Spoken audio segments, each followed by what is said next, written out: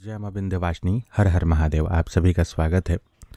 हम सभी अपने अपने घरों में देवताओं के निमित्त देवस्थान अवश्य रखते हैं।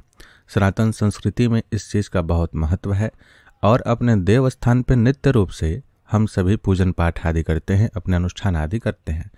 तंत्र शास्त्रों में भी यह कहा गया है कि किसी भी प्रकार के मंत्र पुरस्कार आदि के लिए घर का देवस्थान होना अत्यंत आवश्यक है। आप वह कार्य किसी अन्य स्थान पे घर के किसी अन्य कमरे आदि में नहीं कर सकते हैं।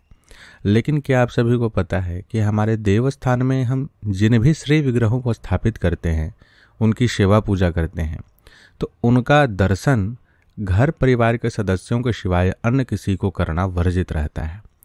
अब इस विषय को लेकर के इस प्रकार से समझिए कि जिस प्रकार से हम जब किसी भी मंत्र का जाप आदि करते हैं तो जाप करने से जो ऊर्जा उत्पन्न होती है, वह ऊर्जा जहाँ एक ओर हमारे आभा मंडल में समाहित हो करके हमारे पुण्यों की वृद्धि करती है, हमारे शुभ तत्वों की वृद्धि करती है, और जिस तत्व से जिस देवता से संबंधित वह मंत्र होता है, उनके शुभ दैवीय गुणों को हमारे सूक्ष्म शरीर और स्थूल शरीर में समाहित करती है। वहीं जो देव विग्रह उस मंत्र से संबंधित उस देवता का हमारे पूजन स्थान पर स्थापित रहता है, उनमें भी वो ऊर्जा समाहित होकर के उनके देवत्व को बढ़ाती है।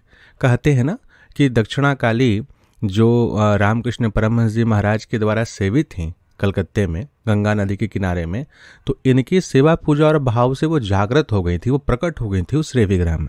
तो आप भी जिस विग्रह की सेवा पूजा आदि कर रहे हैं, वो कहीं न कहीं जागृत होते जाते हैं। और यही कारण है कि यह भी कहा गया है कि पूजन स्थान पर स्थापित किसी भी देव विग्रह को कभी विसर्जन आदि नहीं करना चाहिए जब तक कि वह टूट फूट आदि ना जाए। अब इसमें बहुत सारे अन्य प्रश्न उठते हैं कि हमें ऐसा क्यों नहीं करना चाहिए कि कोई और न श्री विग्रह को देखे। भगवान के दर्शन के लिए तो कहीं रोक नहीं लगाया गया है, बिल्कुल दर्शन कर सकते हैं। क्या भगवान अपनी ऊर्जा को संरक्षित नहीं रख सकते हैं? किसी के देखने मात्र से आखिर ऐसा कैसा हो सकता है?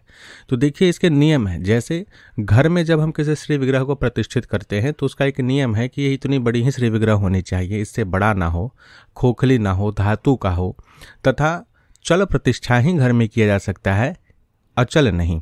उसी प्रकार से जब किसी मंदिर में श्री विग्रह की स्थापना की जाती है तो पहले तो मंदिर का स्वयं का अपना एक वास्तु होता है, और उस श्री विग्रह को जब स्थापित किया जाएगा तो किस पीठ पर वो स्थापित होंगी, कौन से यंत्र रहेंगे, किस किस प्रकार के तंत्र आदि का प्रयोग किया जाएगा, उनके साथ कौन कौन से अंग सहायक शक्तियाँ देवता आदि स्थापित होंगे, ये सारा एक अपना विज्ञान है, प्रविज्ञान है। ठीक उसी प्रकार से जब घर में हम उनके सूक्ष्म तत्व से संबंधित श्री विग्रह को स्थापित करते हैं तो वहाँ भी हमारा दायित्व होता है कि कम से कम सामान्य रूप से ही सही, लेकिन उन सभी पूजन पद्धतियों को अपनाएं।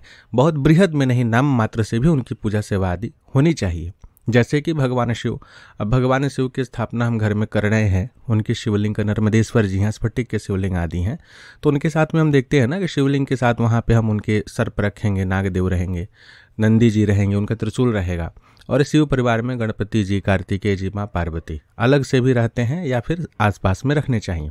शिव पंचतायन एक तरीके से सामान्य श्री मंदिर में कीर्तिमुख हैं और उनके भृंगी रिंगी आदि अन्य गणों का भी स्थान होता है, बटुकों का स्थान होता है, उन सभी के पूजन के लिए भी स्थान निर्देशित किए गए हैं। लेकिन घर में हम सूक्ष्म रूप से इतना करते हैं, जब हम इन मंत्रों का उच्चारण जो अपने इष्टराज से संबंधित है मंदिर में करेंगे तो मंदिर में इस प्रकार के गुण उपस्थित रहते हैं, वैसे वास्तु उपस्थित होते हैं कि वो ऊर्जा उनके जो शिखर आदि में मंडप में जो पूरा नक्काशी किया गया है उसमें वो ऊर्जा समाहित होकर के और देवता के प्रमुख श्री विग्रह से लगते हुए वो ऊर्जा वहीं पे घूमती रहती है। परिक्रमा में इस विज्ञान को बताया गया है कि क्यों हमें मंदिर के शिखर के चारों ओर या मंडप के चारों ओर परिक्रमा करना चाहिए। लेकिन जब हम घर में जाप करते हैं तो वहाँ इस प्रकार के मंडपम आदि की व्यवस्था नहीं होती है, पहली बात तो यह। दूसरी चीज़, जिस प्रकार से श्री विग्रह की सेवा घर में होती है, जो आपका पद्धति है, चाहे आप दीक्षित हों या अदीक्षित हों, उनमें उपस्थित ऊर्जा जब भी कोई अन्य व्यक्ति दर्शन करेगा, अन्य व्यक्ति से तात्पर्य है कि आपके परिवार के जो भी लोग, जो भी सदस्य हैं, वो जब दर्शन करेंगे तो उन सभी के कल्याणार्थ वो ऊर्जा खर्च होंगी।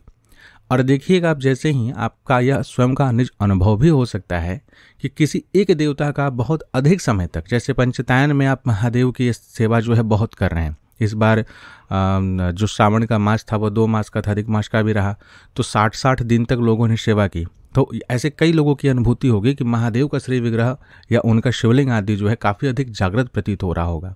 देखने से ही एक अलग भव्यता तो ये होती है जब नित्य नियम से हम एक लंबे समय तक किसी विशेष शक्ति की उपासना जब हम कर लेते हैं, उनका नित्य अर्चन होगा, अभिषेक होगा, स्नान श्रृंगार आदि होगा, उनके नियमित दीपदान भोग आदि लगेगा, तथा उनके नियमित मंत्रों का 100 माला हो, 108 माला जाप हम कर रहे हैं, हवन आदि भी कर रहे हैं, तो वो जागृत हो जाएंगे।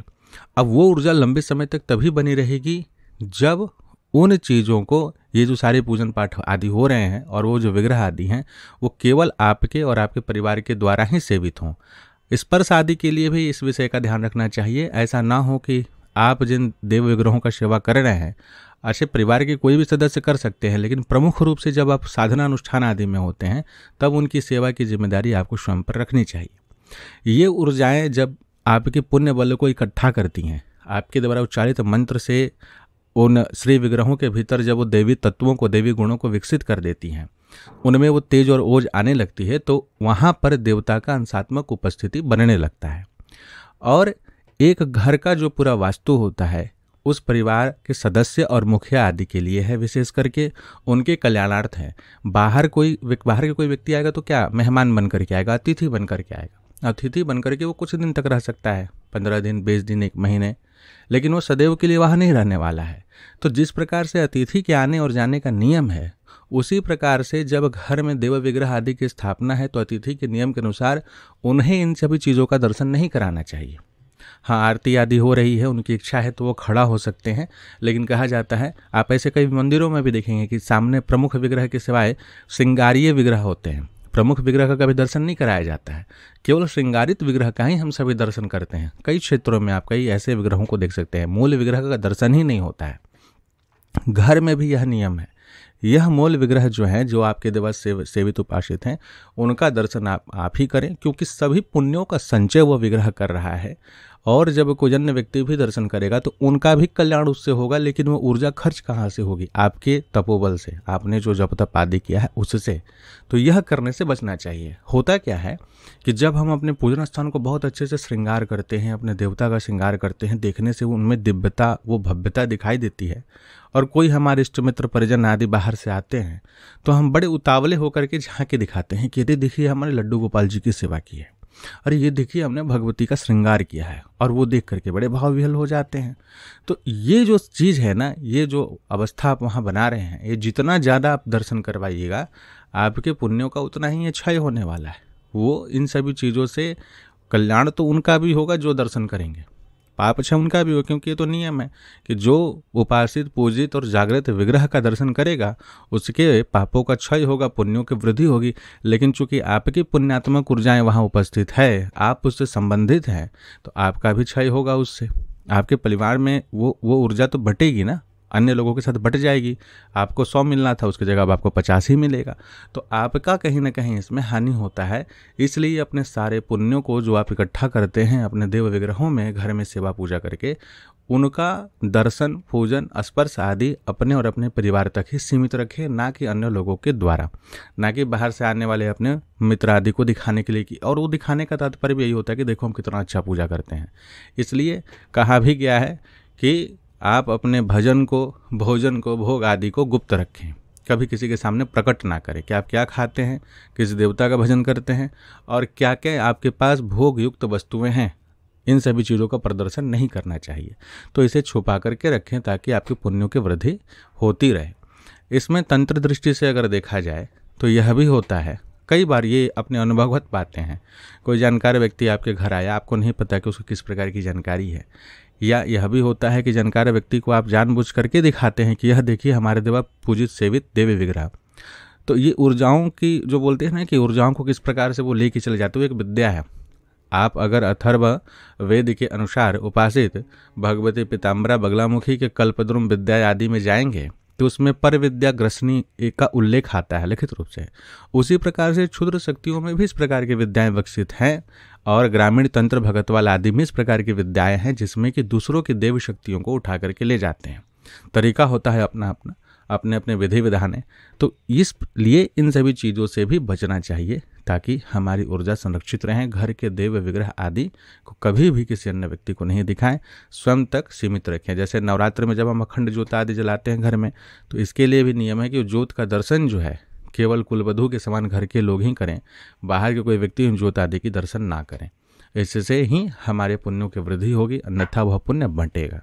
तो आशा करते हैं कि इस विषय को समझेंगे और अपने पूजन स्थान आदि को आप गुप्त रखेंगे। जय मां विंध्यवासिनी। हर हर महादेव।